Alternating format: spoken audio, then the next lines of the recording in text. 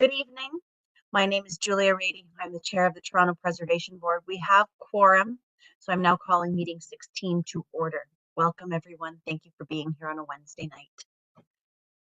Today's meeting is held by video conference and is also being live streamed online at youtube.com/Toronto City Council Live. Although we may be meeting in different locations today, the Preservation Board would like to acknowledge that the land we are meeting on is the traditional territory of many nations, including the Mississaugas of the Credit, the Anishinaabe, the Chippewa, the Haudenosaunee, and the Wendat peoples, and is now home to many diverse First Nations, Inuit, and Métis peoples. We acknowledge that Toronto is covered by Treaty 13 with the Mississaugas of the Credit. Are there any declarations of interest under the Municipal Conflict of Interest Act? If you do have an interest, please raise your hand or unmute your mic and indicate the item number and the nature of your interest. Seeing none, we will proceed. Tonight's meeting is a special meeting of the Toronto Preservation Board, and under our procedures, no new business is permitted at a special meeting. The purpose of this meeting is to provide education and training for the members of the Toronto Preservation Board on meeting processes and the simplified rules of procedure and the role of the Toronto Preservation Board under the Ontario Heritage Act. For the public watching at home, I will let everyone know that this meeting will begin with a public presentation on the simplified rules of procedure from Matthew Green, Committee Administrator for the City Clerk's Office.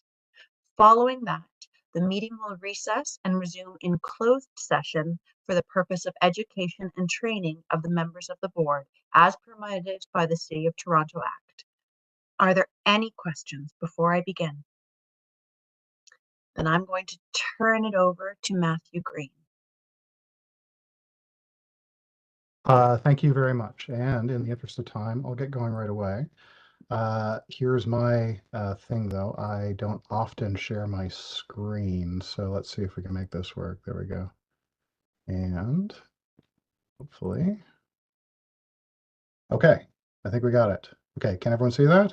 Thumbs up, excellent. And everyone can hear me okay? We're all good, okay. All right, getting started.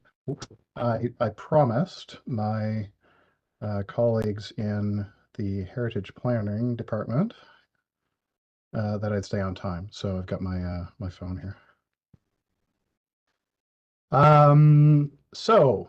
Meeting process and simplified rules of procedure. So I'll jump right into it. The principles that form the basis of the simplified rules, as well as council's procedures, are based in these principles. So council procedures, Chapter 27 of the Municipal Code, and the simplified rules, all focused in these rights and these principles. So let me just start. So it's expected that the members of an advisory committee, like yourselves and city council and so forth, come to the table with different viewpoints, and these principles safeguard the rights of all members to participate equally. So taking just a few seconds to do this. So the majority of members will refer back to these principles throughout the presentation. So generally the majority of the members have the right to decide. So that means that if the vote carries, the majority of the vote wins, the vote carries, that's deciding as a group. Putting it to the vote, the majority of the members have the right to decide. The minority of the members have a right to be heard as well. And that's another way of saying that everyone has the right to be heard during the meeting. So everyone has, what you'll see here, everyone has equal rights and equal privileges and equal responsibilities. And this is them. Members have the right to the same information to help make decisions. And you see how the city clerk's office helps with that, where we include you all on advice. We include you all, obviously, on the agenda material that is distributed. You all have access to the public website as well with the agenda material. Confidential material is distributed equally to all members of the board as well. Members have the right to an efficient meeting. We were just talking about this earlier, so getting right down to business. But organizing the meeting in such a way that we are prepared, so city clerks are prepared, and so forth. We and staff are ready to support. So that's part of the members have the right to an efficient meeting, is that we, as support groups and people helping you to make those decisions, are all ready to go. It's also incumbent on yourselves as members to have an efficient meeting yourselves. So to respect members' rights to have an efficient meeting. That this means listening attentively and things along those lines. This also sort of implies like no filibusters and things like that. That part of the reason that we should be moving the meeting forward is that we all have the right to an efficient meeting. Members have the right to be treated with respect and courtesy. That's self-explanatory. I'll kind of talk at some point about parliamentary language or unparliamentary language, and that's sort of part of some of this as well. But in terms of interrupting and various other things, treating with respect and courtesy. And finally, all members have equal rights, privileges, and obligations, and that's something that we hold with city staff as well. That we deal with you as a group. Now we deal with the chair separately, just in terms of briefings and so forth. But the chair is entitled to the same information, and all members are entitled to the same information. Open meetings. So this is relevant for tonight because we're going to do both of these. So all meetings are open to the public. So we've started this meeting tonight in public, and it will end in public as well. Another principle, and this is a principle that's enshrined in law, is that decision-making takes place in public. The public may attend the meeting virtually or in person. Board meetings are obviously all virtually, but City Hall is open, the doors are open, and members of the public can actually come and sit at committee meetings as well. The agenda serves as notice of the meeting. And only items that are included on the agenda can be discussed, as the public has only received notice of those items. We have processes to add new business at committee and so forth. That's done by vote, and there's a test there, right? You have to vote to add something. It's a bit of a higher test, and we ask that items are published with the main agenda. Members cannot conduct business, so that is materially advancing the progress on any particular agenda item outside of the meeting itself. So as members, as decision makers here, the decisions that you make, the debate that you have about it, the way you share information and your opinions on each other, that's a public thing. It happens in public and public at the meeting here. So you should avoid, wherever possible, discussing those agenda items outside of the meeting, in advance of the meeting, and so forth. So that's the ideal, is to make sure that we're having the discussion and debate in public. All meetings must begin and end in public. However, that doesn't mean that they must all be in public from the beginning to end. So there's about a dozen circumstances that are set out in the City of Toronto Act that would make it appropriate for the committee or the board to close its meeting, and a couple of them are listed here. So if we ever had personnel matters or even an identifiable individual, incidentally, I think we have somebody being recommended for a position that's under confidential attachment. This is at another committee. So there's a reason for keeping that information confidential.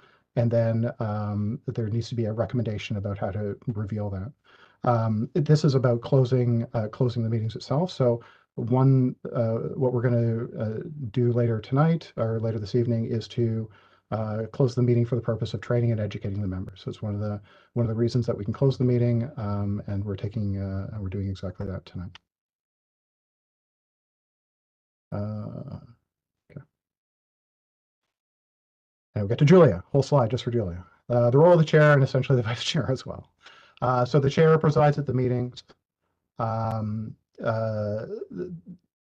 maintains rule and order and decorum in the meetings, just as we were talking about.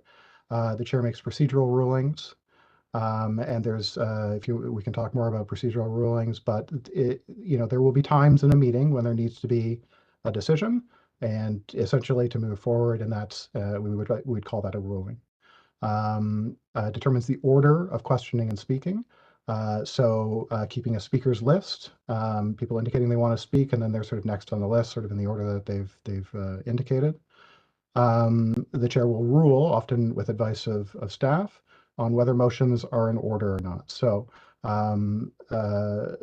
we'll talk a little bit more about motions further down, but one thing we always have to make sure is that they're within the committee's mandate, they're within the committee's scope of work, and that they're workable as well, that the committee can ask that, so that it's appropriate for the committee to sort of ask or to make that recommendation. But also that is workable, and that applies at this board, but it applies to committees as well. We try wherever possible to know as much about the motion as we can as to whether it's can staff actually do this, for instance, or can this thing actually be done. So that's also part of the whether or not a motion would be in order, for instance. Now, the chair also determines when all members who wish to speak have spoken, and when the debate should move forward to the next phase, which is voting on the item, for instance. So after everyone has been heard, moving on to call for a vote. The chair may call, cancel, or reschedule meetings, and that was something we actually did by notice with this meeting as well. The vice chairs, Paul, have all the same powers and perform all the duties of the chair in the chair's absence. Moving on. Responsibilities of the members. Simplified rules set out the responsibilities of the members, which are listed here. If you recall, one of the foundational principles that underpin all the rules is that the members have equal rights, privileges, and obligations. And this really speaks to those obligations. So just going down the list, attending scheduled meetings, we publish our schedule in advance. Meetings start at 9:30. They don't have a hard end date, right? The meeting is over when the business is finished. So there's the only time we really have a hard stop is on Fridays, an hour before sundown, and that's all committee meetings need to end at a certain time. That's a city council policy. But the meetings are over when the business is finished. You're responsible and obligated to carefully consider the decisions. You are required to vote. So that's if you're attending at a meeting, it's one of your responsibilities as a member. All items have to be voted on, and all members need to vote. So if you're present at the meeting, you need to place a vote, yes or no. Speak respectfully, listen attentively, and not interrupt the proceedings. That bullet point is sort of firmly in that principle of right to an efficient meeting, right? So listening to the question that was just asked and not asking sort of exactly the same question over and over. I've spent years and years watching council, and boy, oh boy, that this would be a great reminder for folks of essentially asking the same question as staff over and over on the floor. Refrain from using unparliamentary language, offensive, disrespectful, unparliamentary language about any member, city official, other city employee. It says city council here, but it's also sort of impugning the board as well. So it's part of the respect deserved to the process. Speak only on the matter or the motions that are under discussion. Again, that's rooted in that right to an efficient meeting. Respect the confidentiality of matters that are discussed in closed session. This board regularly meets in closed session. You often have confidential advice and advice from the solicitor that you need to consider. So it's very prominent, more prominent, I would say, for this advisory body than maybe some of the other council advisory bodies. So you guys do deal with a lot of confidential material, and this is one of your responsibilities as members. It's certainly part of the responsibility of the members of council as well. That confidential material is kept confidential. You can access it. We send it to you sort of in a certain way. Members can access it sort of through a portal online. Love to get you guys there at some point. Finally, obey the chair's ruling and the board's decisions. So that's similar to just respecting the process. Okay.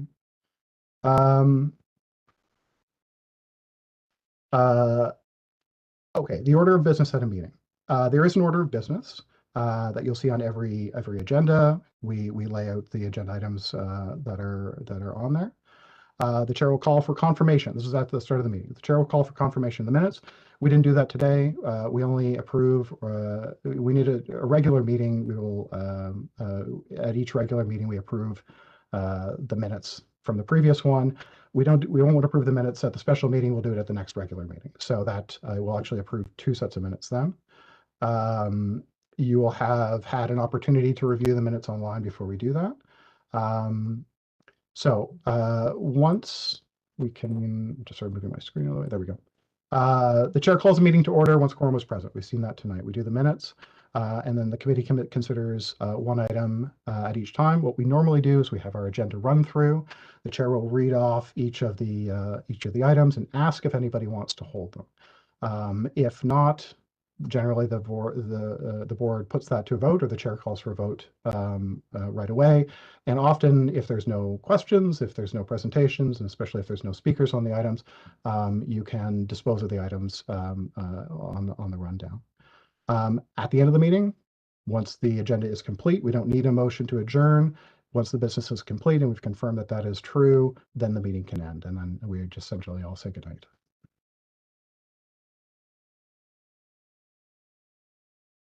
There we go. The agenda lists the items of business in the order which they are considered, and it also serves as public notice of the committee's business. So this is our posting of the notice or posting of the agenda online. Committee secretary prepares and publishes and distributes the agenda for each meeting. That's us, that's our team. Agendas are published onto the city's website on TMMIS. It is a live document once it's published, so you'll often see that if there's new information, if there's communications that are put in, if there's supplementary report or information, that's added as you go. So it's a live site. You can go back and check on it. Somewhere in here we talk about signing up for e-updates, so you can get an email when agendas are posted, or if there's a public notice necessarily about the meeting. Moving on. Our agenda items. Simplified rules establish how an item can be added to an agenda. Members may add items to the agenda. If you have an idea for an item, reach out to the city clerk. And the reason for that is that we will help to ensure that the item that you're interested in adding is within the scope of the mandate, is properly formed and properly worded. We can get you some advice as to, like I was saying before, as to whether this is a workable thing or not, but more specifically whether it's in the mandate of the board.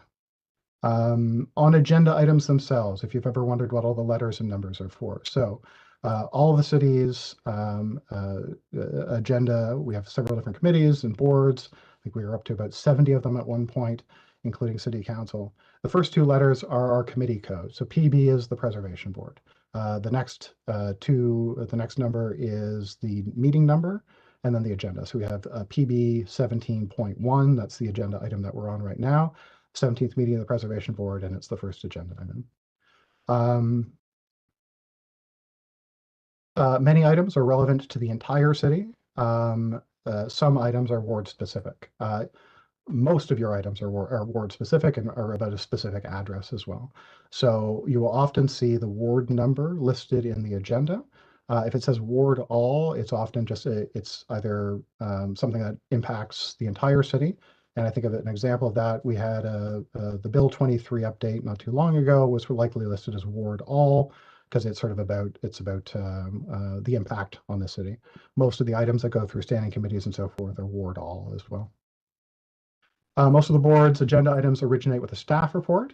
Items that originate or could originate from members need to have recommendations and a summary, and be within the mandate and the responsibilities of the board. So for each item, there is an ordered process for disposing and sort of considering each item. So this is the phases or sort of the flow through of debate or consideration of each individual item. So the chair brings the item forward. There may be a staff presentation. In fact, there very often is with your preservation board items. We begin the item, we then hear the staff presentation, followed by public speakers. If there's any public speakers registered on those, they all have a right to speak as well at the meeting. They are timed as well. I think you'll notice that we give them the 5 minutes while they're speaking. After each speaker, members may ask questions of that speaker. So ideally, we should deal with each one in order. And so that's, I'm kind of going on the, how committees work as well. So we'll hear a speaker, 5 minutes, they've said their piece, they've got their, what they need to say. Members can ask questions, and then we move on to the next speaker, same process. There's strict rules in terms of like timing and so forth that are within the procedure bylaw. The board's practice has been a little bit looser in terms of sort of managing speakers and going back and forth. You have some special cases with where you have people who are on the line basically as sort of a resource about it. So, and I think, the board generally does, and I think, we can talk about it in terms of the meeting process, but that works for the board to be able to sort of have sort of staff as a resource to answer questions of, and then possibly the sort of other, other applicant or someone who the board is also asking questions of. It seems to be working. If it isn't, we can get, we can advise the chair, sort of work to have things in a little bit more of a stricter fashion. Following public speakers is now questions of staff. So we've heard a presentation, we've heard from the public on the item. This is all information for you as members. You've got a lot of maybe questions now. Now's your time to kind of clarify them. So these are questions of staff. And generally they're addressed to the report sort of sponsors or the people that brought the report forward, whoever's doing the presentation as well. So, and again, this should be a list. Everyone should have their turn to speak. Everyone should get one turn to speak. Maybe that's the entire board speaking or asking questions once before someone ask another round of questions. So there's this idea of doing rounds of questions. Has everyone asked the questions that they wanted? Yes, we can go into a second round if there's further questions from the same people, essentially. So a section for questions of staff.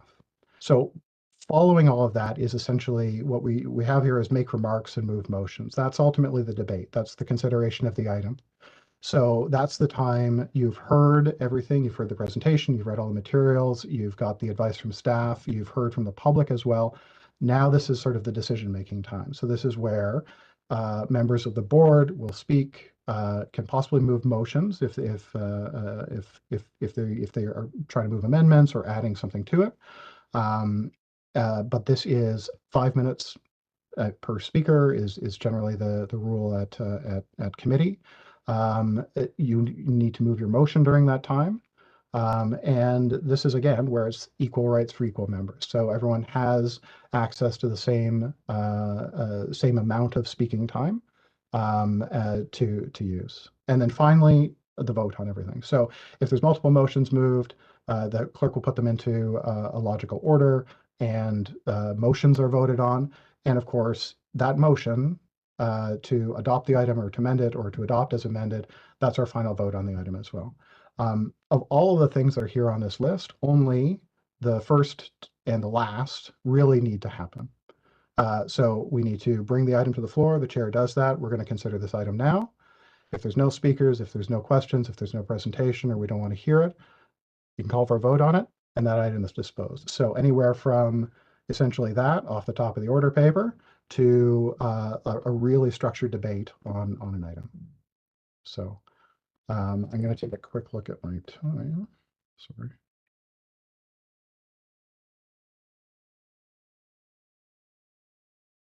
Okay. So any questions on that? I'm just going to switch on to the next slide.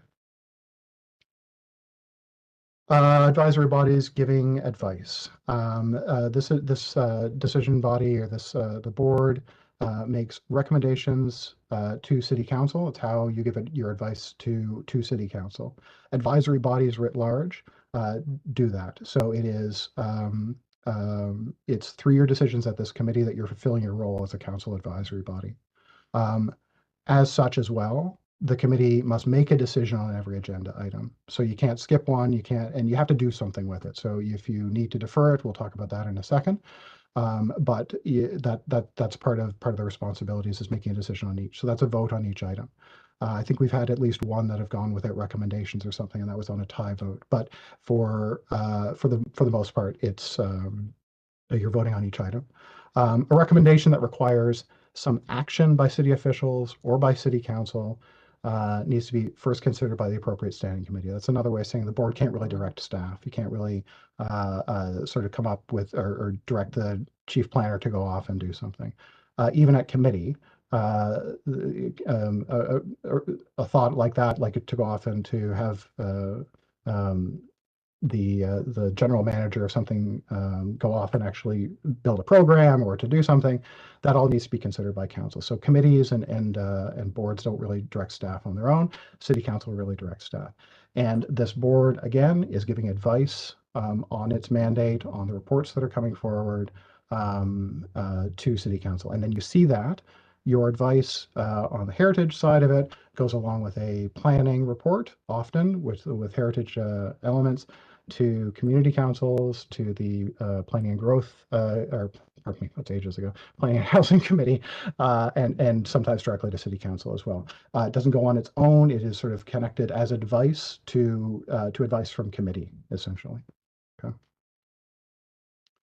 On motions, decision is made by voting on the proposal, and the committee can, or the committee does sort of one of several things here. Committee can, by motion, receive an item for information. So this presentation, for instance, would be received for information, I hope, by the end of this. So that's at least my advice to the chair. Another motion, a way of dealing with something, is to defer an item. You're not dealing with it today. You are deferring it to a specific time or until a specific thing has happened. So generally, your timelines, I think, at the board, I think the advice generally from staff is to not defer items, but to sort of deal with them sort of in the moment. However, that's what a deferral is deferring it to a future meeting or until a condition has been met. Normally you adopt the recommendations. So that's a motion as well. So the chair will call, and the chair is often asking for, will anyone move these recommendations? And we have somebody who has made a motion, we take your name, and then that's part of the minutes as well, that somebody moved the recommendations that were here by staff, and the committee voted on it, and that motion to adopt carried, and a decision has been made there. Motions are typed and displayed, and so it's very clear what everyone is voting on. So even when we display the motions, whoever's moving that motion should read out that motion as well. Again, that is an audio thing. You're reading it into the into the video for people to hear, for the other members to hear. We have it displayed on the screen. The text of it is available online instantly as well. This is part of our openness and transparency. Motions in this case for the board don't need to be seconded. You may know from Robert's Rules of Order or something like that about seconding a motion. Fun fact, the only time that we really do second motions is at City Council, and it's a bit of a higher test to get a new item on the agenda. So members of council can submit something for the agenda. They're called member motions. But in order to do that, you need to have a buddy who's vouching for you a little bit, and that's called the seconder. So but we don't need those at the board. And finally, the chair will rule on motions that are not within the mandate of the committee or out of order. Voting. All members must be present to vote unless they are prevented by law. And that by law in this case might be the Municipal Conflict of Interest Act. I've declared on something, or I'm an owner or something, and I shouldn't be voting on it. So if you're present at the meeting, you're required to vote one way or the other. So abstaining is not part of the procedures. It's not part of the procedures at the council or committee as well. If you outside scenario, but if you refuse to vote and you're still present at the meeting, it's still clear that you're present at the meeting, then the clerk has to record you in the negative in that case. Just something to keep in mind. Majority vote is required to pass on a motion. If the vote is tied, and it can be, we had 6 members here earlier, if the motion will fail. And that includes on a motion to adopt an item. So if a motion to adopt an item fails, then the advice from the advice goes without recommendations. So that's the statement here. It doesn't just die. Here it goes with a statement saying that it's coming without recommendations because the vote didn't carry. So Matthew, my apologies, Adam Wynn. Why are we not allowed to abstain? I understand the federal government is allowed to, senators are allowed to. We do not have that. And I'm thinking of the 64 Woodline item where we were not provided access to the full report from the applicant and yet asked to vote on the matter. It's part of the procedures. That's what I'm talking about tonight. So it's part of the council procedures. It's part of the simplified rules. You know, you're here at the meeting as part of your responsibilities as a member of the board as well. I think is sort of a formal way of saying it. If you can absent yourself entirely, but I suppose I think that's just how I'm going to have to answer it. It's part of your responsibility as a member. In our virtual world here, we're doing a show of hands. If your camera is off, for instance, we may ask you to, or the chair may ask you to vote by voice. Ultimately, we're trying to assure ourselves, or the chair is trying to assure themselves that you're present in the meeting and it is you there, and so we can hear your voice. Okay. Other meeting matters really quickly. Quorum, the minimum number of members required to conduct business is a quorum. In the case of the board, there's a majority of non-councillor members. So you have you have 12 members. You'll find out very shortly how many members you have. You have 12 members. The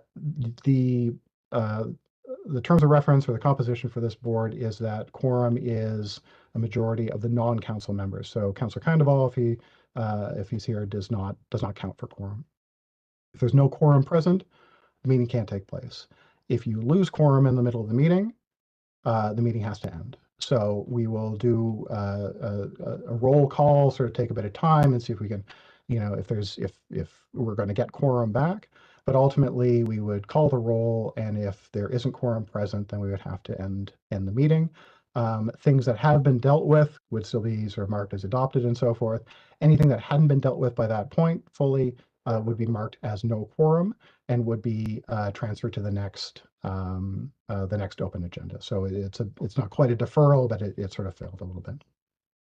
Absences. So part of the council procedures and simplified rules. If you're absent for 3 meetings in a row without being excused by motion, your seat becomes vacant and you're no longer a member. So please let us know in advance. And we've been having great success with this, of folks letting us know whether they're going to be at the meeting or not. Okay. All the minutes and how to follow the decisions. Good question. Yep. Just on the previous slide, on the the line there, the quorum must be a majority of non-councillor members. Yes. We have 12, so a majority would be 7 rather than 6, right? So you have 12 members. Of the 11 who aren't council members, you would need 6. Okay, sorry. That's what I mean by that. 12 was included the councillor. Yeah, I was trying not to single out specifically, I suppose, but yes, that's the point. It's fair enough. I just want to clarify that. Okay, thanks. I'd mentioned this earlier on. If you want to receive an email when board email or board agendas are available, there's this little line down here. It's e-updates or listserv that we send out notification that comes with a link and so forth. However, we also communicate with you members directly by sending out the links and the meeting information. And this is me. You're welcome to give me a shout anytime about quorum issues, about motions, about the board's mandate and things like that. So I'm here for that as well. So I will take that down. I think I can stop sharing. Very much, Matthew. I'm just going to make sure that I've, does anybody have any questions of this agenda item that haven't already been asked? Seeing none, if my fellow members could go onto the screen, because I need a motion to receive this item, please and thank you. From Mitchell, all those in favor. Motion carries. Thank you very much. We're now going to move on to agenda item 2, but I need a motion to now recess and close the meeting. Adam's going to make that motion. Thank you very much. And we'll have it up here. That the Toronto Preservation Board recess its public session to meet in closed session to consider the following: PB 17.2, Ontario Heritage Act, requirements of the Heritage Act and the role of the Toronto Preservation Board. Reason for confidentiality is as it relates to the education or training of members. Adam has moved this. All those in favor, please. Motion carries. And we'll give clerks a moment to close this down.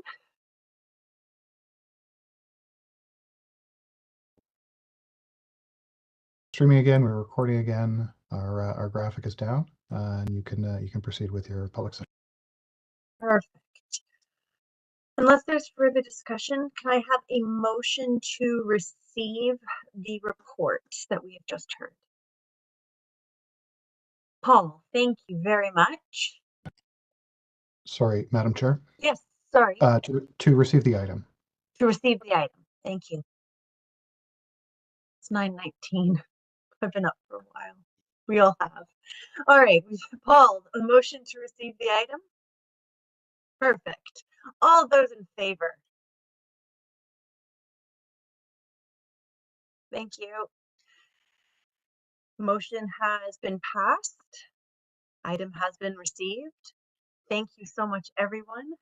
Very, very much. Thank you so much to staff and to clerk's office. Once again, this has been great.